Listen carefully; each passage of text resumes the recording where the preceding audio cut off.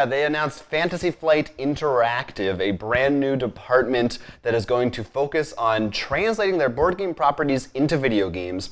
And from what they have said, they're not talking about just digital board games. Yes, because as we know, we've actually had conversations with Asmodee's department, which Fantasy Flight is under their app division. Right. So this seems to be not just a simple, here's a digital version of that game. Yeah, Asmodee Digital is going to continue to handle their apps of board games.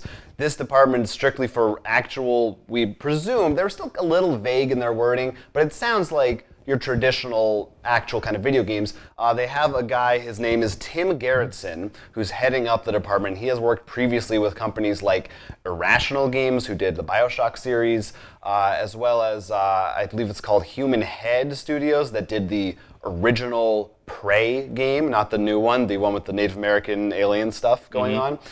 So pretty good pedigree. He's not a designer, but I think he's more in the marketing, overseeing department of video games. I wouldn't be surprised if, you probably hired those people first, unless you try to get one of those big name. I assume once they've announced this, they have everybody in check. Right. I'm just saying this is the guy who's running it or overseeing it for them. So they've got somebody who knows what they're doing, presumably. And as you said, Fantasy Flight has a lot of properties. Of course, a lot of their biggest games are existing licenses. True, but they do hold, I'm going to say 3. This third one is sort of new, but 3 big universes, which I'm pretty sure we would be just fine diving into. Well, let's talk about it. What board games that they have do you want to see as a video game, and what do you think they should do with it? Well, I'm going to actually go with the universe, because they sort of have the universe that Board Games Founder. Sure. The first one's Netrunner. Whatever makes you happy.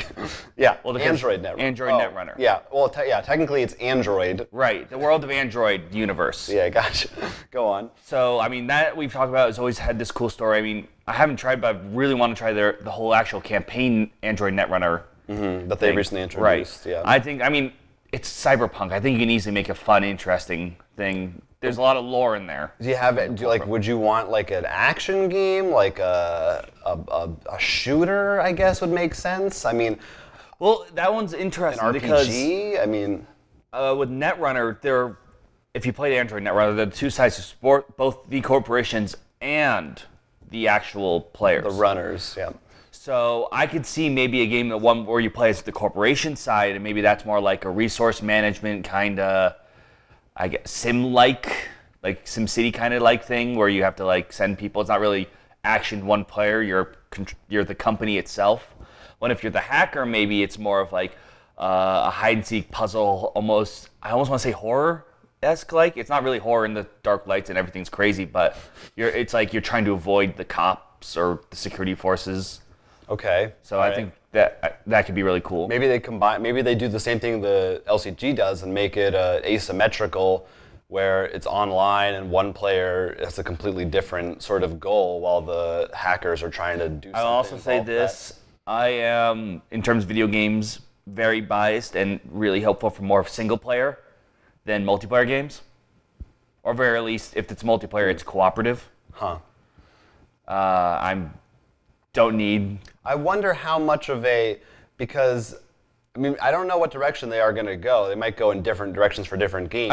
Obviously. But yes. Considering that, they want to translate the feeling of these board games, and so many of them are competitive. I wonder if they will bring a lot lot of that, if that will be a focus for them. No, I wouldn't be surprised, but I'm saying. No, I understand. I'm not disagreeing with your opinion. And I probably a horrible. I'm just saying. I just hit the mic there, so that's probably.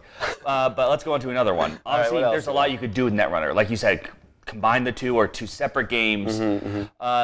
The Arkham Horror Chronicle. I forget I think it's called Arkham Chronicles is the actual universe. Arkham Horror or Eldritch Horror. Cthulhu, I don't think, the last real decent game was called Cthulhu, I believe. I think the Eldritch creatures could really use a good video game. Obviously, this should be a horror. You should not feel like, even though you can technically in the Arkham Horror games, take a shotgun and shoot Cthulhu and actually beat him. I think it really should rely more on the horror aspect. And there's just so much Lovecraft has to give that I think video games haven't. Some have pulled here and there, but a full-on. It's interesting because Cthulhu is such a force in board games, but in video games, there's almost nothing comparatively. Well, I think one of the issues with that is there's actually this is an old video, but Extra Credit, another YouTube, did a whole thing of why video games handle Cthulhu poorly. And the reason is, people want the power fantasy. And I don't think Lovecraft's about power fantasy. That's an interesting theory, but there's plenty of survival horror No, games. there are. And the problem is, though, every time Cthulhu's popped up, usually it's been in a power fantasy game. That's why. And I think they have the resources to make it a survival horror. I don't know why or not, but yeah, I definitely think it should be one. There's also, Arkham has a great kind of detective noir angle attached to it. Well, and they could do something cool with like a puzzle solving, mystery solving. I mean, with the rise, I feel like recently at least, it's been popular, or at least AAA games of more detective nature. This one's a little far back, but obviously the big example's Rain. Rain? Heavy Rain, wow. Oh. Heavy Rain. Sorry, I forgot a word. I was like, am I a bad video game player? You're always the better one. But I know there are a couple others that are have been advertised recently in E3 and stuff. So I think that's definitely one of the fun ways they can go. All right, so you said 3. What's the third? Well, the third one is, it's just new, and I just realized all 3 I've picked are LCGs. At this point, yes. Legend of the Five Rings. Because at some point, all of Fantasy Flight's properties will be LCGs. To me, it's the LCGs, because of the way they work, they sort of expand a universe. So because of this, like Netrunner being their oldest one, I think it is one of their oldest ones. There's so much lore and story in the cards that they've made. And so that's why the other one, it's not as big in terms of what they've done, but I know Legends of Fire Rings stretches much farther back. But these sort of properties could be really cool to bring in and do also different games. And I do also hope that they do spread to all systems, not just only PC, only mobile. What they have said is Steam. That's in their the first announcement. They said they're going to be putting games out through Steam. And it's mostly made no other announcements. I hope it's not just mobile. No, I don't. Yeah. They didn't say anything about mobile. So at the very least, they're going to have Steam at their forefront. It's interesting that 2 of the 3 you named are not really, or are also not original. They're like, Lovecraft and Legend of the Five Rings they took from other things. There's a couple other ones, though, that I think would be interesting. Another non-original one would be Letters from Whitechapel. They could do a cool mystery horror game with Jack the Ripper stuff. Wait a minute, I got it. Yeah. Civilization. That's cute. I think one of their few very original properties, Cosmic Encounter. I mean, I don't know what the game would be like, but there's definitely possibilities. That I feel like there's something they could do there. And also, I think if you were to make your own list, we're probably going to choose things that we play more and liked. Yeah, honestly, I think we named almost all of them. Actually, I did a cursory look at Fantasy Flight's, properties, and almost so many of them now they focus on are Game of Thrones, Star Wars, the pre-existing properties. And even like the ones we mentioned are based on things. They also had like Winter Tales, which is also just based on Alice in Wonderland and other fairy tales. But I think we hit like the major ones that most people would think of. I'm very curious to see what they do, and I'm very curious to see how successful it is, and if any other studios follow suit. Because even within Asmodee, I could think of other companies like Plaid Hats Games, for instance, that I feel like are even better original properties that would lend themselves to cool games. I don't know, if you were to choose one property, let's not even limit the Fantasy Flight. Yeah. As a game, what would it be?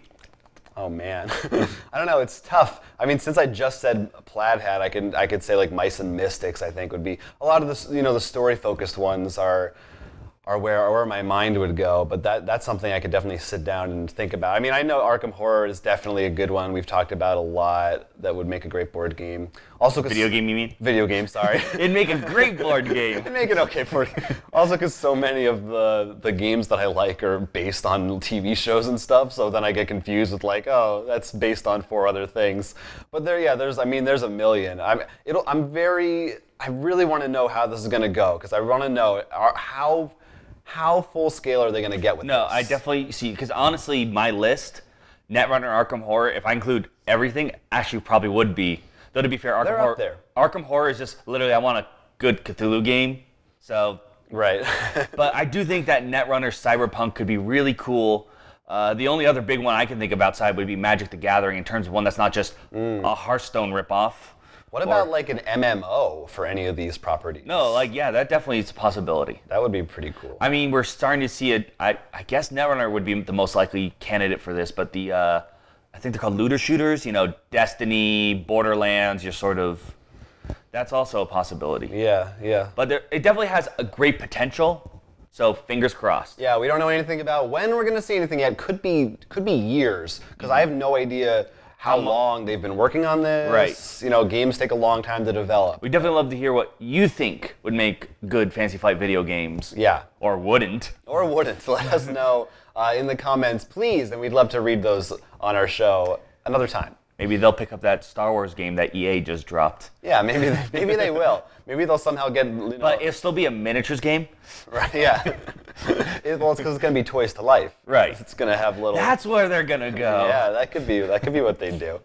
If you enjoyed this video, it was just a snippet of our full-length podcast, which you can find on our YouTube channel every week. So please go ahead, like, and subscribe for more board game-related content coming at you in the future. And don't forget to check out RollForCrit.com, where we actually sell a lot of the games we talked about, as well as post news and all our other videos. Until then, I'm Will Keeler. I'm Jonathan Estes, and this is Roll for Crit.